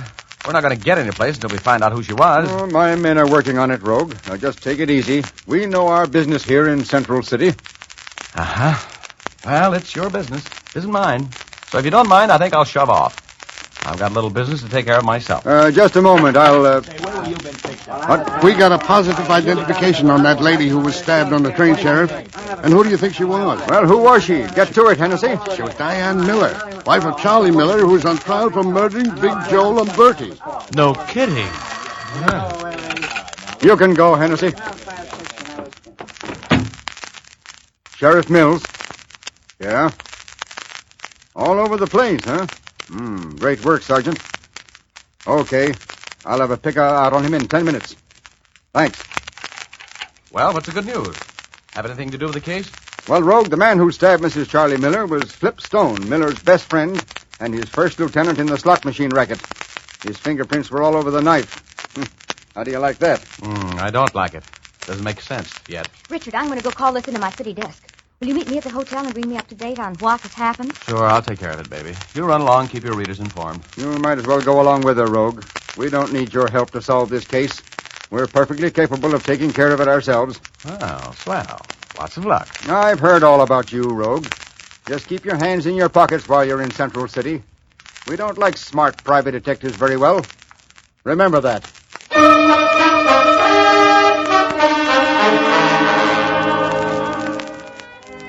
I was all set to try and help the guy until he said that. I don't approve of people going around sticking knives through other people, and I'm willing to throw in my nickel's worth to see that they're discouraged. Then this politician with muscles running up to the part in his hair gets tough with me. Oh, well, he probably had run across some wrong guys in his time. Anyway, Betty and I lammed back to the Hotel Splendide. We went up to my room because we wanted to talk. She called in her story to her paper, and I sat in the window and talked the deal over with myself. She finished her phone call. I really walked into a scoop this time. The city editor's having hallucinations. He even promised me a raise. Throw the bolt in that door, will you? Why? Oh, don't be so conceited. I want to take a look in this briefcase all the excitement is about. Of course, you know you can get put away in the pokey for a long time for withholding evidence. You're the worrying type, aren't you? Why do you suppose Flipstone rubbed out his boss's better half? Maybe she asked idiotic questions while he was trying to open a briefcase. You know it's locked. Yeah, I'm afraid I'm going to have to ruin the lock with my knife. Too bad. That's breaking and entering or something, isn't it? Illegal entry. Oh, that'll add 20 years to your sentence. I'll still be a young man. I get out. Oh, come on. Come on. I'm not going to be browbeaten by a lock. Hey, $100 bills. Millions of them. Take a gander at that, Betty. Money! Oh, you catch on quick. No wonder Flip Stone was so anxious to get his hot little pink fist on this leather. You count them, will you? I'd love to. There's some letters in here I want to be impolite about. 2, 3, 4, 5, 6, 7, 8, 9, 10, 1, 2... Richard, there must be $50,000 here. Baby, this is the works. These letters explain a lot of things. I'm counting. Wait a minute. 81, 82, 83, 84... Don't bother me. I never saw this much money before. No? Well, I know now why Flipstone put the kiss of death on the lovely Diane. He had to keep these letters and that money from being delivered. He didn't want Charlie Miller to beat that rap. 4, 5, 6, 7. I'm through 6,000s already, and I haven't even made a hole in the pile. Oh, the guy who wrote these letters was a character. 7, give me the sheriff's office, please. 1, 2, 3, 4, 5, Thank 6, you. 7, 8, 8,000. 5, 6, 7, 8, 9, 9,000. Oh, I wonder what a nice yacht would cost me. Chicken, if that dough was yours, you'd be Mrs. Richard Rogue tonight. Oh, would I? 6, 7, 8, 9. Hello, sheriff's office. Let me talk to Sheriff Mills. Richard Rogue calling. Thanks. Gracious. 7, 8, 9, 11,000. 1, 2, 3, 4, 5. Hello, 6, 7, Sheriff. 8, This is 9, Richard Rogue. 12,000. Yeah. 1, 2, 3, Come 4, down to 5, 6, 7, 7:30 at Hotel 13,000. Splendid right away, will you? 1, 2, 3, 4, 5, 6, 7, Well, don't ask so many questions. I'm going to make you a big man. 1, 2, 3, 4, 5, I want you to help me 6, 7, plan a 8, surprise party. Right. Now, hurry. Hey, that's a lot of letters you got there, Betty, darling. Flipstone really grabbed a handful of disappointment when he bailed out with that my satchel by mistake. There wasn't nearly that much money in mine. Who could that be? I don't know. Look, I'll get over behind the door. You open it, and we'll look our company over before we put this artillery away. All right. I don't like guns. They come in handy sometimes. Okay. Put them up, lady. I'm coming in. You can't come in here. Shut up. Just keep backing up. I want that dough. You switched bags on me. I didn't do it. Where's Rogue? Checked every hotel register in town looking for him. Where is he? I want to slap him around a little bit for... Oh, Richard, why did you wait so long?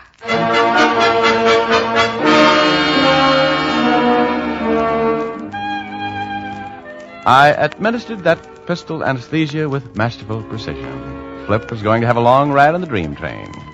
Betty and I took a sheet off the bed, tore it into strips, and tied Flip up like traffic at Hollywood and Vine.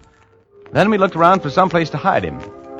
We finally picked out a spot that any old maid would have thought of immediately. We slipped him under one of the twin beds.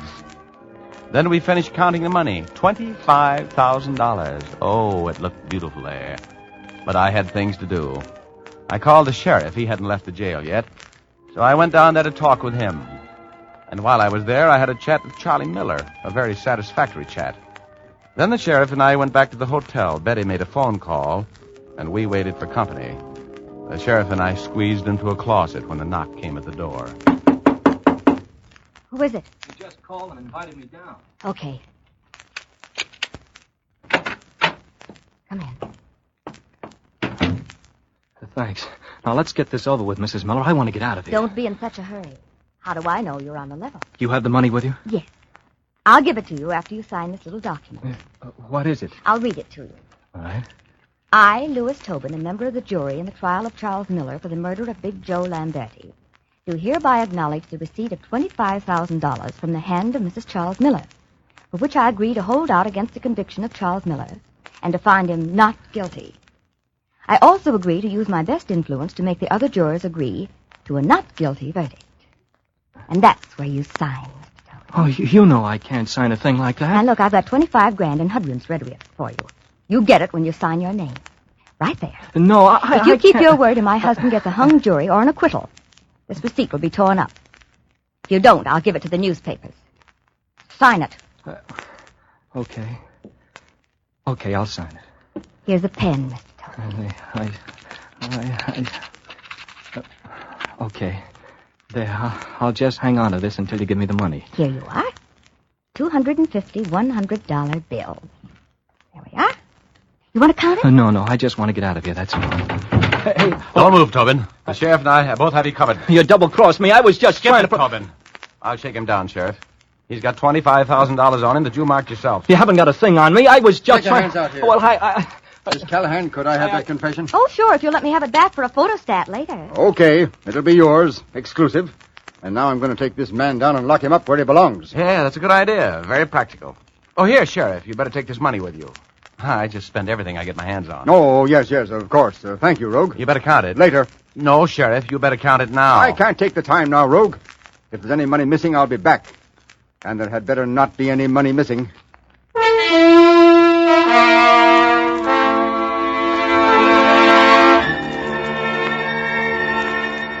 I had news for the sheriff, but he was so impressed with this pinch that he couldn't see me. Oh, well, I knew he'd be back. You see, I'm a practical guy. I had palmed and pocketed $5,000 out of that wad of dough I took off Tobin. I showed it to Betty, and she was horrified, but I knew what I was doing. So I just sat there and waited for the door to take a beating. And it did. Who is it? It's the sheriff. Let me in, Rogue. Why, Sheriff, you're all red in the face. It's your age? I knew you were a crook the first time I set eyes on you, Rogue. You probably studied psychology at Barber College. That's what makes you so smart. There was only $20,000 in that briefcase when I counted the money at the jail. And I had 4 honest men as witnesses. Well, bless your heart. Where's that other $5,000, Rogue? In my pocket, Sheriff. And that's where it's going to stay. That's larceny, and you're under arrest. Now, is that silly? Look, Sheriff. Oh, please, Richard, tell him. Don't needle him anymore. Well, Sheriff, you remember when I went in the cell to see Charlie Miller? What's that got to do with the missing funds? Well, he posted a $5,000 reward for the killer of his wife with you, didn't he? Oh, yes, I suppose he did. You suppose? You know he did. Well, if you look under the bed there in the bedroom, you'll find Flip Stone, the guy who murdered Diane Miller.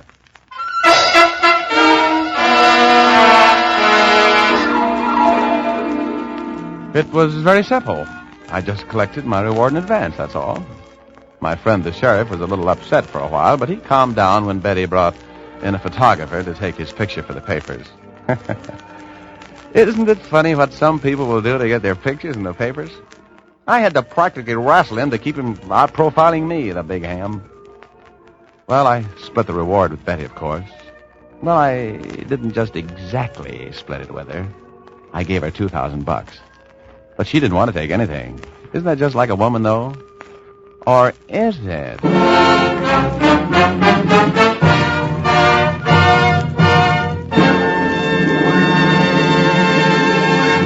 We're a little late, folks. This is T4Y. Good night. Sleep tight. This is the Armed Forces Radio Service.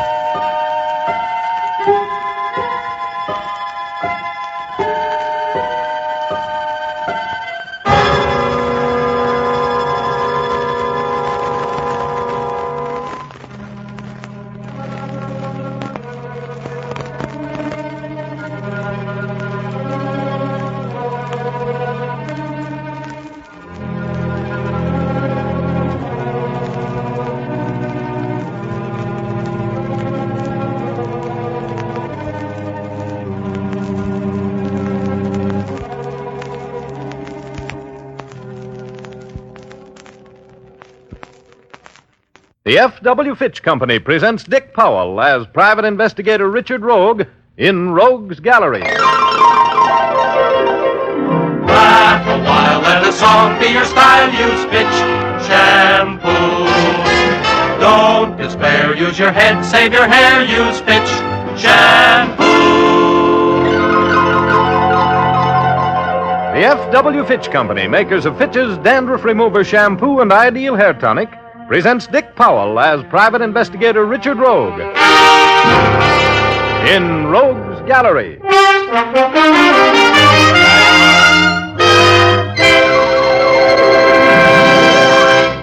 Rogue speaking. This Saturday night, I'm going to spellbind you, Val. Caught me while spending a week and the fee from my last case in zestful living at a summer hotel, which was so swanky that the help hardly spoke to the guests. For $25 a day, I had one of the 50 bungalows on the hotel grounds. For $30, I could have had one with a window. Well, anyway, there was a girl up there. Isn't there always? She was named Janice Cole, a sort of a social secretary to the hotel. She was about 28. Her eyes were so big and blue they made you think of mountain lakes, and her hair was as black as a jealous rage. She had a figure that made you think you'd seen her before in a swimsuit. Oh, she was real quality. Much to my high blood pressure, she was engaged to a society playboy with $1 for every suntan in Florida, and his name was Clint Hayes. There was dancing going on in the ballroom of the hotel, and Janice was dancing with Clint. But she was watching me. I thought I saw fear in her eyes. They finished their dance right in front of me.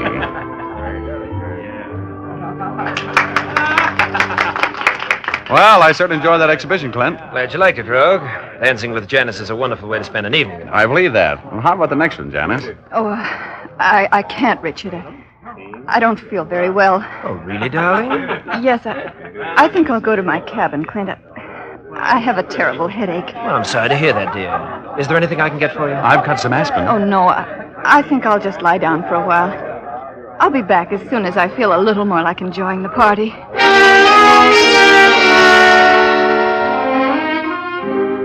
After Janice Cole left, I ducked Clint and mingled with the crowd, fencing in and out of polite conversation and keeping up a gay front to cover the worry which was stampeding around in my mind. I couldn't forget the lost look in the eyes of Janice Cole, a look that was so full of fear and hopelessness that it haunted me. I decided, after sweating out 30 minutes of wondering why she was so frightened, to drop by her bungalow and have a fatherly chat with her. I casually worked my way along a chain of conversations to the open door and faded unobtrusively out into the night. There was a light in Janice's bungalow. I walked rapidly toward it. The door was ajar. When I knocked on it, it swung open. And I saw Janice lying there, a red pool expanding on the Navajo rug under her head. I took a few steps into the room. Oh! I was on the inside of a giant bell, clinging to the clapper with the strength of desperation. It swung through eternity like a giant pendulum, and at the end of every arc, the universe was shattered by the sound of the tolling. I couldn't stand the noise. I let go on the tremendous upsweep and was catapulted through space at a terrifying, breathless speed. The ringing of the bell grew fainter and fainter. And then, there was quiet. I drifted peacefully for a while and landed as gently as a snowflake on a sparrow's wing. And I rested on cloud 8 in the blackness of complete oblivion. Hey, Chiefy! Chiefy! You better come out of it! Oh, go away, Igor. No, I'm sorry, Rogie, but you've got to get back on the ball or you're going to find yourself behind it. Come on now. Come on. Igor, go away. I'm not well. I've been hurt. There are things going on that you ought to know about, Rogie. I don't care. I'm on my vacation. You're in trouble, Rogie. Bad trouble. Remember that dead girl? Yeah, I remember. Well, what are you going to do about it? Let him get away with it? Oh, I don't want to talk about it. Let me alone. Well, I guess you've been hit on the head once too often, Rogie. Lost your nerve, huh? What do you mean, midget? No fight left in you. It's too bad. I've got plenty of fight left in me. What's going on down there? Well, you better go down and see, Rogie. Come on. I'll help you over the side. Okay. Come on, give me a push, Igor. Oh, you're a fine alter ego, and I'm proud of you. I try to take care of you, Chiefy. Over you go, Rogie. Over you go.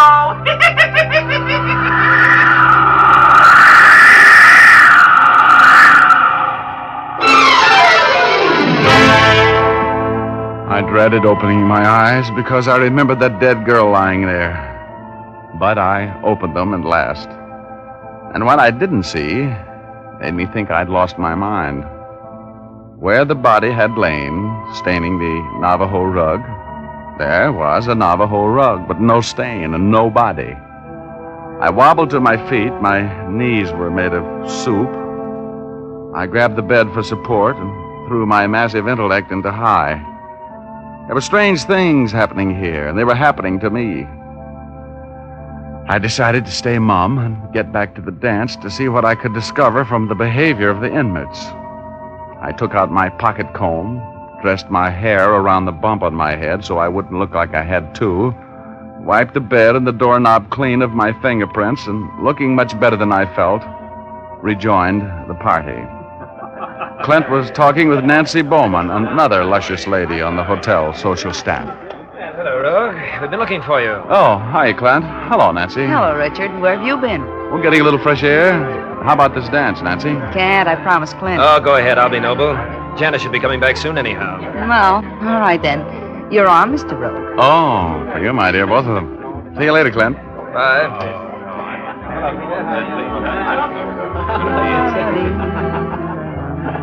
You know, Nancy, that Clint's a lucky man getting a girl like Janice.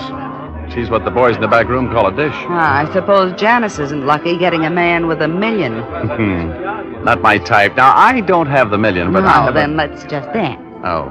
Now that Janice has her millionaire, I'm out to get mine. You girls old friends? No, I've worked up here with her summers for a couple of years. She's a grand girl. Everybody loves her. She's engaged to this creep with the millions? Yes, they're going to be married in 2 weeks. Don't you ever read the newspapers? Oh, guess it wasn't on the sport page. Probably not.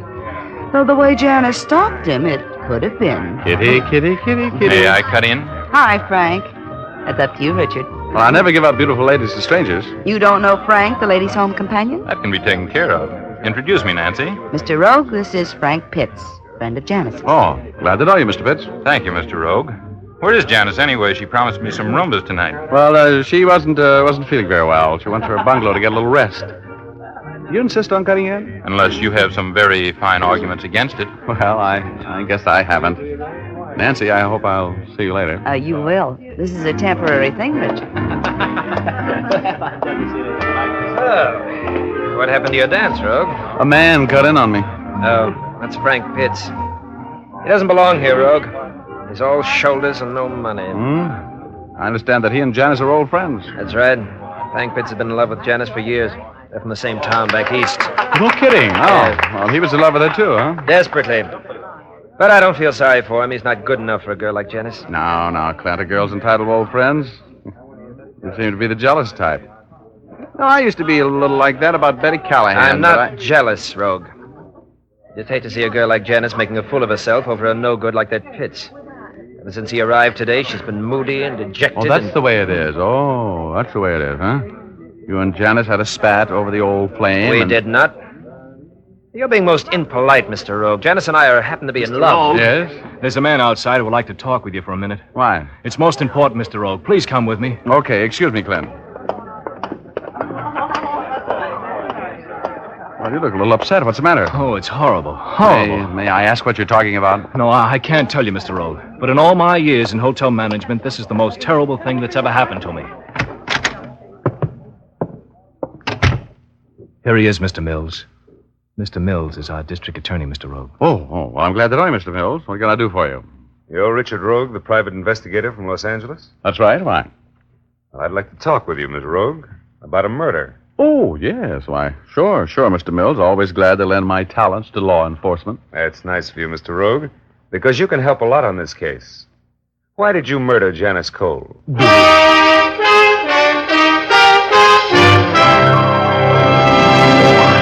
We'll return to our story in just a moment. First, dandruff on the shoulders and coat collar of a well-groomed person is as out of place as snow in July. That's why so many persons who want to have a smart, well-groomed appearance use Fitch's Dandruff Remover Shampoo regularly. For Fitch Shampoo has a special solvent action that dissolves unsightly dandruff. When you apply Fitch's to your hair and scalp before adding water, this solvent action goes to work. So it's important to remember not to wet your hair before the shampoo is applied. After massaging your scalp briskly for a few minutes, then apply water. An abundance of cleansing lather will form to carry away the dissolved dandruff. Then the lather rinses out easily and completely, leaves the hair immaculately clean without a trace of dandruff. Yes, Fitch's Dandruff Remover Shampoo is a real aid to good grooming. Use it regularly. You can buy an economical bottle of Fitch's Dandruff Remover Shampoo at your drug or toilet goods counter, or have a professional application at your beauty or barber shop. Now, back to Dick Powell as Private Investigator Richard Rogue in Rogue's Gallery.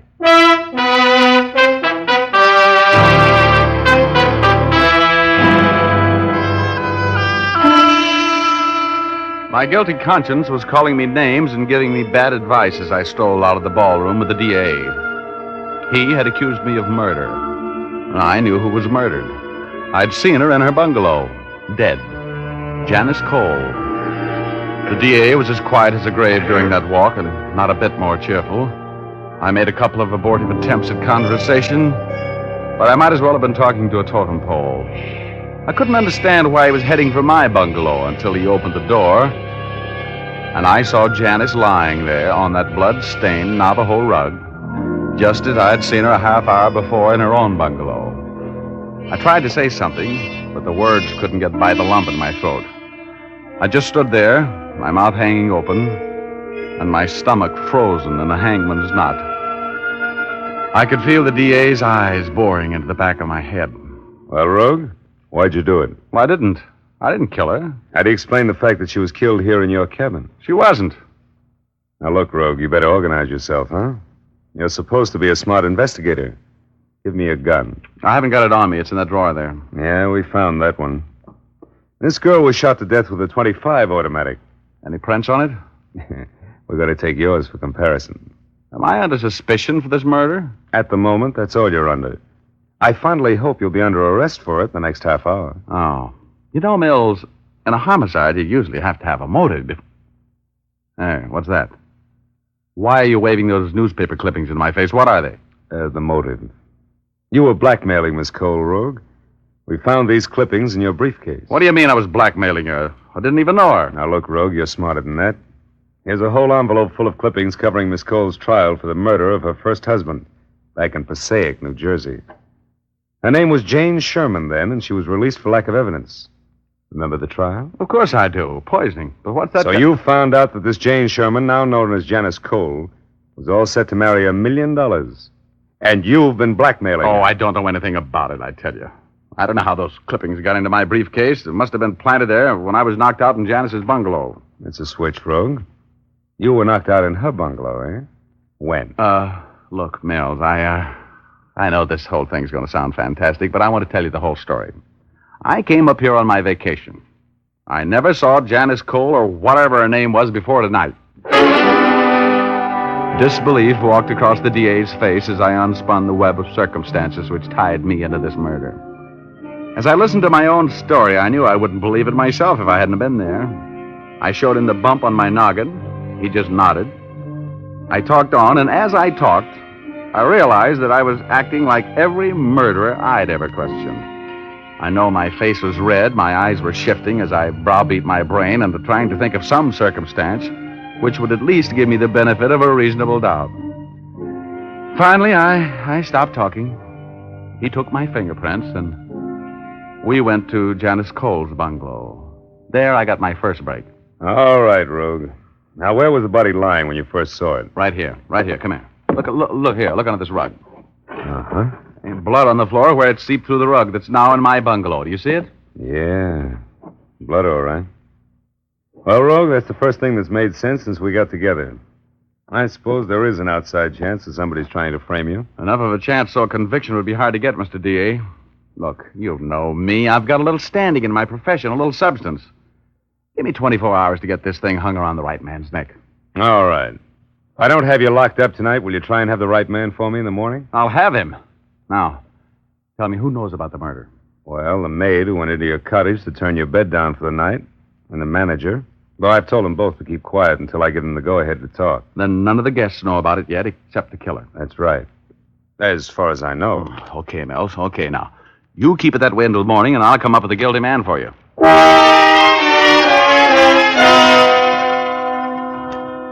Big talk. I had been framed with loving care, like a sweetheart's picture. The DA shoved off to take care of the grisly details of moving the body from its temporary resting place on my bungalow floor, and I started shaking Janice Cole's bungalow down. There were particles of curved glass on the floor near where the body had been lying. I picked them up carefully and fitted the larger pieces together. They could only have been the crystal of a small, square wristwatch. It might be the clue to the killer. I went back to the main hotel building. The Saturday night party was still going strong. I rejoined the merry throng and looked for Frank. He seemed to me to be the logical suspect. He was from Janice Cole's hometown. He would have known about her trial for murder. I found him talking with Nancy in a corner, and he had on a large, round wristwatch. Nancy's watch was a dainty diamond and ruby affair, small and oblong. Hello, Rogue. Nancy's been beating the bushes looking for you. I have not. I just was mildly curious about where you disappeared to. I wanted to get rid of Frank and finish that dance with you. Wow. This is as good a time as any. May I have the next one? You may have all the rest of them if you like. Oh, what's the matter, Richard? You have a pensive look. Well, I was just trying to figure something out. Oh? I was supposed to have a dance with you at 9 o'clock. Where were you? I was here. I got here just at 9. Didn't I, Frank? Don't try to prove anything by me, baby. I don't know. At 9 o'clock, I was having a drink with Clint Hayes in my bungalow. Well, there goes your alibi, Nancy. You weren't here. Alibi? Why would I need an alibi? I was here, you weren't. I looked all over for you. Oh, now, let's not argue about it. Let's have the next one, huh? I'll be right back. Okay. No tricks now. Hi, Clint. What? Oh, how come you're sitting this one out? Oh, hello, Rogue. Well, I'm sorry I startled you. I was just in a deep fog. Nancy come back yet? No. Nancy, I just changed her name there, if you don't mind. Yeah. I'm kind of worried about her. Well, she's subject to headaches like this, poor kid. Maybe you'd better run over and have a talk with her, huh? Oh, I hate to bother her when she's feeling bad. Look, Clint, just to settle a little argument, were you and Frank Pitts having a drink in his bungalow at 9 o'clock? Oh, yes, matter of fact, we were. How'd you know that? He just told me. Just a silly little argument. I wish Janice would hurry back in time for the last dance, at least.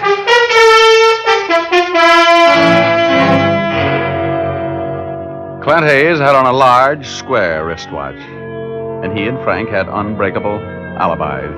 Nancy had none. They were my three prime suspects, and it looked to me like Nancy was about to be elected. I was sitting there looking for Nancy and carrying on a pointless discussion on headaches, their cause and cure, with Clint, when Nancy came running over.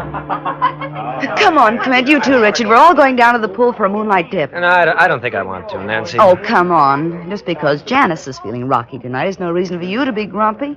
Come on, Richard. Get your swim trunks and give the girls a treat. Huh? All right, I'm in. Come on, Clint. A little dip will do you guys. No, I don't think come on, Clint. Oh, might as well, Clint. Sounds like a good idea, doesn't it? Well, Nancy, you got it all organized? Yes, Richard and Clint are crazy about the idea, aren't you? Oh, okay. I'll join you for a while. Nice man, Clint. Hurry up now. See you at the pool.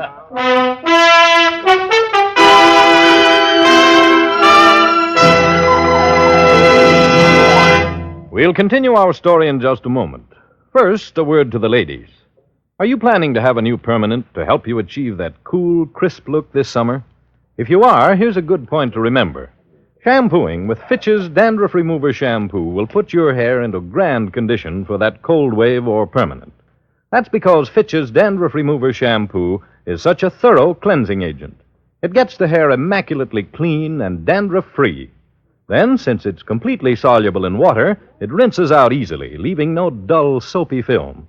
Your hair is left radiant with no dirt, dandruff, or soapy film clinging to the hair strands to obstruct the work of the waving solution. Yes, permanent wave equipment manufacturers, such as the Realistic Permanent Wave Machine Company, E. Frederick Incorporated, and Duart Manufacturing Company, all agree that really clean hair is the first requisite to a successful permanent wave. For a soft, natural-looking wave, prepare your hair first with Fitch, F-I-T-C-H, Fitch's Dandruff Remover Shampoo. Then use Fitch's regularly to keep your wave looking lovely. Now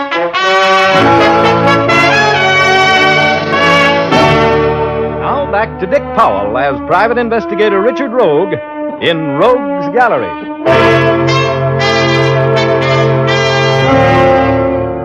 My performance in the pool that night made Nero's fiddle solo in the light of a burning room seem like the height of propriety.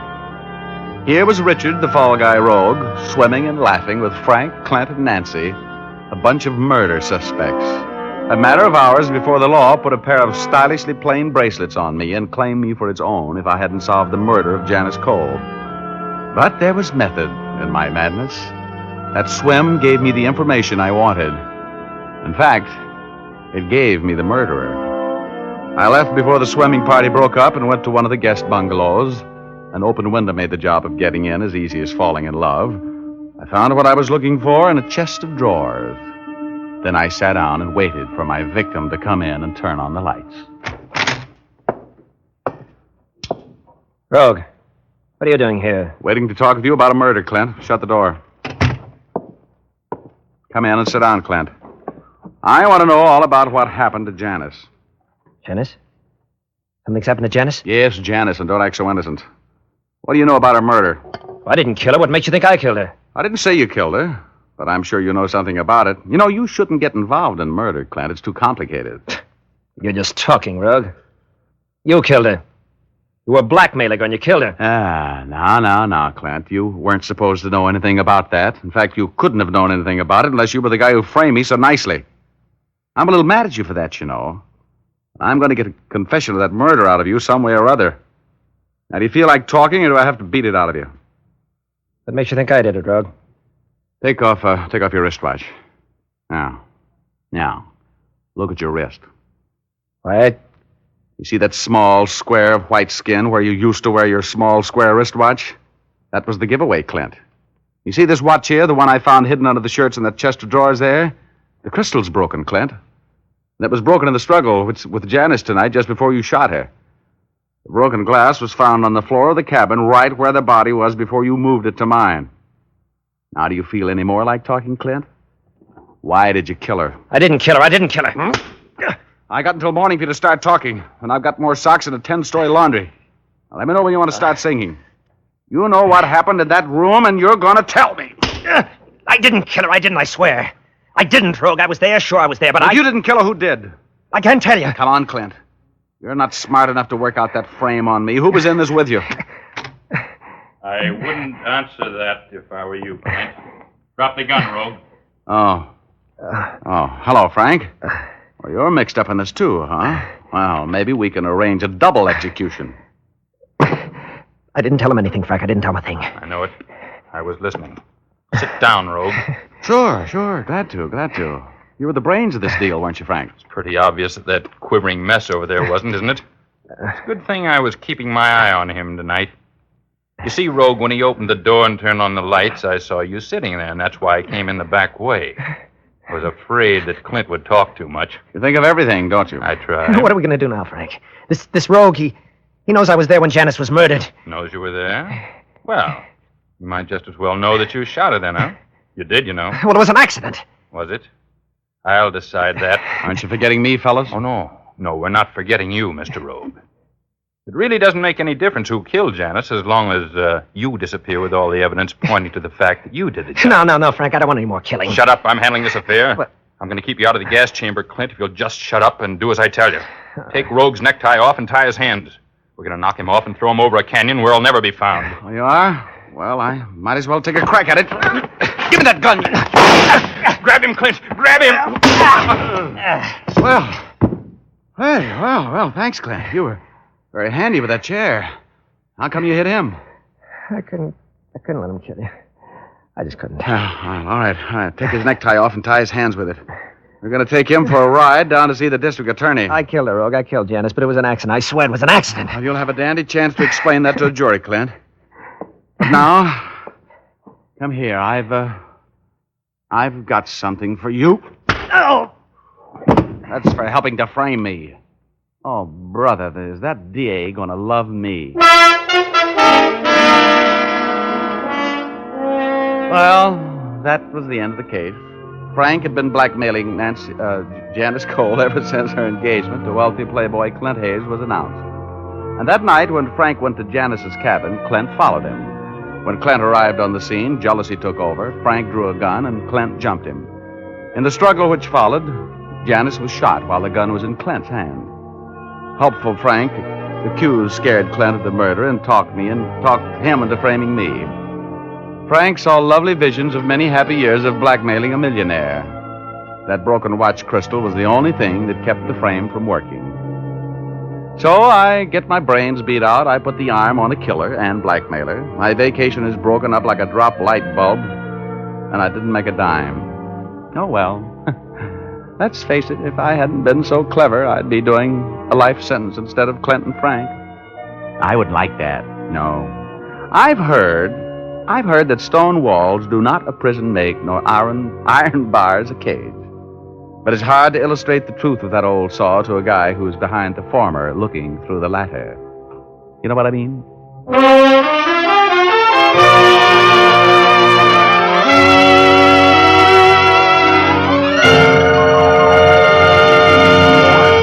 This is Dick Mushmouth Powell again, ladies and gentlemen. Hope you enjoyed our story tonight. Ray Buffum wrote it.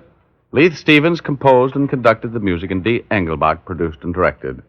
Be with us again next Sunday, will you? We have a story for you about a doctor, a dentist, and a miserly old lady who comes up dead. We call it, Where There's a Will, There's a Murder. Thanks for listening, and now here's James with a hair Doyle. Listen again next week at this same time to hear Dick Powell as Private Investigator Richard Rogue in Rogue's Gallery. By the way, Dick will soon be seen in his newest Columbia picture, Johnny O'Clock. Laugh a while, let a song be your style. Use Fitch shampoo. Don't despair, use your head, save your hair. Use Fitch shampoo. After and between Fitch shampoos, you can keep your hair shining and manageable by using a few drops of Fitch's Ideal Hair Tonic every day. Fitch's Ideal Hair Tonic is not sticky or greasy, yet it gives your hair that well-groomed look.